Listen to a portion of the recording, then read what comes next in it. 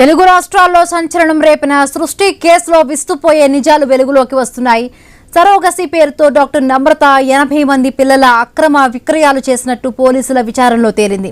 పిల్లలను అమ్మినట్టు ఒప్పుకున్న నమ్రత వేర్వేరు ప్రాంతాల నుంచి పిల్లలను కొనుగోలు చేసినట్టు తెలిపింది.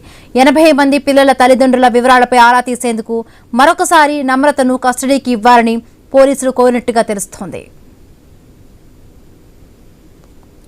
రైట్, మరిన్ని పూర్తి అప్డేట్స్ మా కరెస్పాండెంట్ ప్రవీణ్ అందిస్తారు. ప్రవీణ్,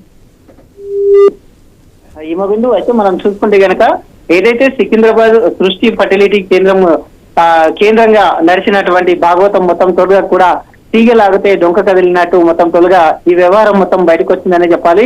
ఈ యొక్క కేసులో ముందుగా ఈ యొక్క కేసులో 8 మందిని పోలీసులు అదుపులోకి తీసుకుని వాళ్ళని రిమాండ్ కు తరలించారు. దాంట్లో మెయిన్ గా ఉన్నటువంటి డాక్టర్ నమ్రతను కూడా అదుపులోకి తీసుకున్నారు. అదుపులోకి తీసుకొని 5 రోజుల పాటు కూడా జ్యుడిషియల్ విచారణ చేశారు.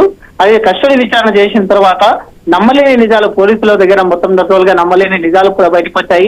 80 మంది సరోగసి పేరుతో 80 మంది దంపతులను మోసం చేసినట్టుగా కూడా అది పోలీసుల విచారణలో తేలింది. అదేవిధంగా అయితే ఒక్కొక్కరి దగ్గర మొత్తం టోల్గా 20 లక్షల నుండి 50 లక్షల వరకు మొత్తం వసూలు చేసినట్టుగా కూడా విచారణ తేలిన నేపథ్యంలో నమ్రతకు సంబంధించినటువంటి ఏవైతే బ్యాంక్ లావాదేవీలు ఉంటాయో ఆ లావాదేవీలను అన్నింటినీ కూడా ఫ్రీజ్ చేసినట్టు తెలుస్తుంది. భారీగా ఆస్తులు కూడా కూడగబెట్టినట్టు పోలీసులు అయితే విచారణలో తేలింది. కాబట్టి అదేవిధంగా A3 ఎవరైతే కళ్యాణి విజయవాడ కేంద్రంగా ఈ యొక్క సృష్టి సెంటర్ ను మొత్తం టోల్ అక్కడ ఉన్నటువంటి మేనేజర్ గా నిర్వహిస్తున్నటువంటి కళ్యాణి ఉందో కళ్యాణిని కూడా ఆ కస్టడీ విచారణ తీసుకున్నారు.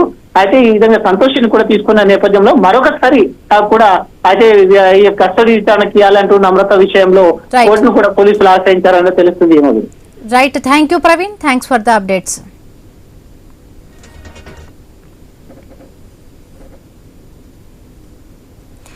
ఎన్నికల్లో ఇచ్చిన హామీలను నెరవేర్చుకుంటూ